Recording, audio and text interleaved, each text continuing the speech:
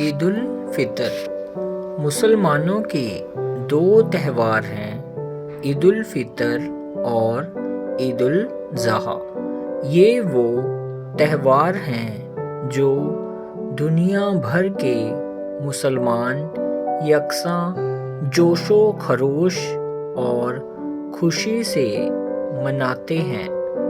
ماہ رمضان میں مہینہ بھر روزے رکھنے کے بعد شوال کی پہلی تاریخ کو عید الفطر کا تہوار منایا جاتا ہے۔ یوں تو رمضان کا مہینہ شروع ہوتے ہی عید کا انتظار شروع ہو جاتا ہے، لیکن رمضان کی 29ویں تاریخ کو عید کا چاند دیکھنے کے لیے لوگوں کا جوش قابل دید ہوتا ہے۔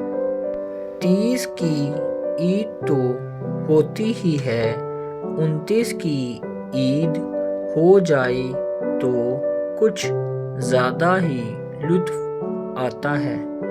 لوگ رمضان شریف کے پورے مہینے میں عید کا انتظام کرتے رہتے ہیں۔ درزی کو نئے کپڑے سلنے کے لیے دیے جاتے ہیں، تو کہیں موچی کی دکان کے چکر لگ رہے ہیں۔ چاند رات کو یہ خریداری پورے زوروں پر ہوتی ہے۔ اس رات چوڑی والوں، جوتے والوں اور بساتی کی دکانوں پر خوب رش ہوتا ہے۔ لوگ بال بچوں کو انگلی تھمائے دکانوں کے چکر لگاتے پھرتے ہیں تاکہ اپنی ضرورت کی چیزیں خرید سکیں۔ کچھ بے فکرے نوجوان صرف رونق دیکھنے کے لیے بازاروں کا گشت لگاتے رہتے ہیں۔ غرض یہ کہ اس رات کی گہما گہمی اور رونق قابل دید ہوتی ہے۔ عید کے روز کیا بوڑھے کیا جوان صبح ہی صبح جاگ جاتے ہیں۔ بچوں کو تو نیند بھی مشکل سے آتی ہے۔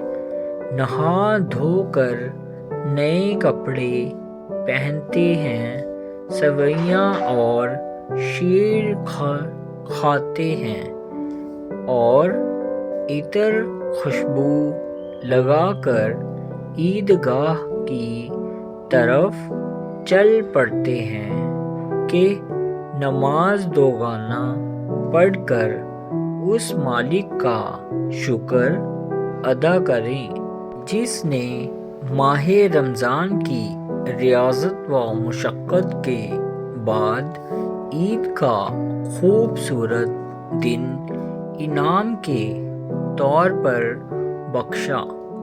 عیدگاہ سے واپسی ہوتی ہے، بچوں کو عیدی ملتی ہے اور بڑوں کو سلام۔ یار دوست ایک دوسرے کو عید کی مبارکباد دیتے ہیں۔ کھانے پینے کی دکانوں پر خوب بھیڑ ہوتی ہے۔